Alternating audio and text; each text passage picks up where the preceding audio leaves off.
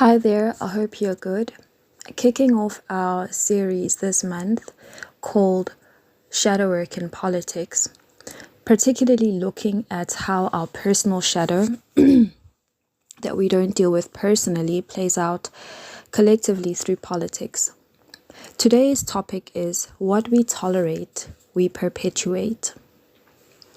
This is true in most aspects of our lives, meaning we are not responsible for what other people do unless we are responsible for those people.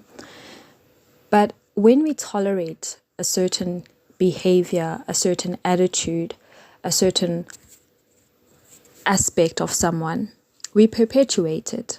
Meaning, if we don't have boundaries, if we don't set standards, and if we just allow anything to fly all willy-nilly, and we tolerate it, what we tolerate, we perpetuate.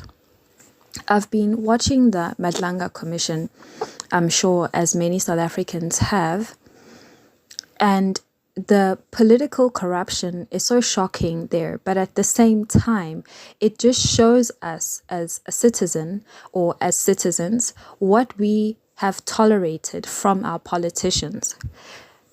We have such a low standard when it comes to what we expect from politicians that we are even comfortable with certain rhetorics that we say. Politics is corrupt, politics are dirty, politics are rough. Because the dirty, corrupt aspects of ourselves as a collective, we want to relegate that to politics and to let the politicians be that. Corrupt politicians wouldn't be able to perpetuate their corruption if they had a citizenry that held them accountable. A lot of the time, we let these things happen because we tolerate them.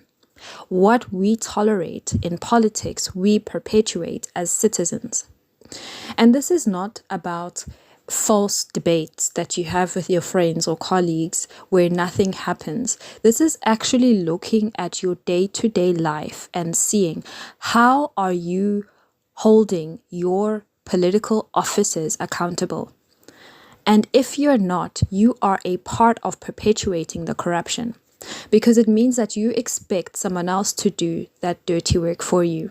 You're okay with complaining, but when it's time for action, when it's time to see where the ball goes and where you're a part of that ball going, you don't want to see yourself reflected in what is being reflected back to you during this commission in particular, but in other things.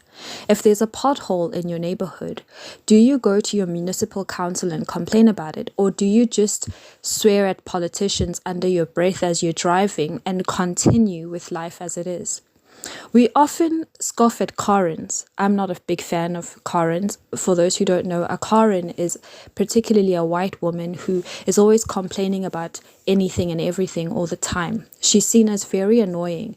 But what Karen does is she holds people accountable. Yes, she's very much up our asses all the time. She's the person who's going to tell you that you're violating the HOA and your fine is overdue because you left your rubbish there the day after it was supposed to be collected. But Karen holds us accountable. That's why we don't like her. And yes, she can be a nuisance, she can be problematic, but what is also a nuisance and problematic is when we don't hold the people that we give power to accountable with that power. So before you complain the next time, ask yourself, what do you tolerate politically? And how are you a part of perpetuating that? If you resign yourself hopelessly and decide that you're not going to vote, what are you perpetuating with that choice? What are you perpetuating by the political party that you choose to vote for and you choose to support?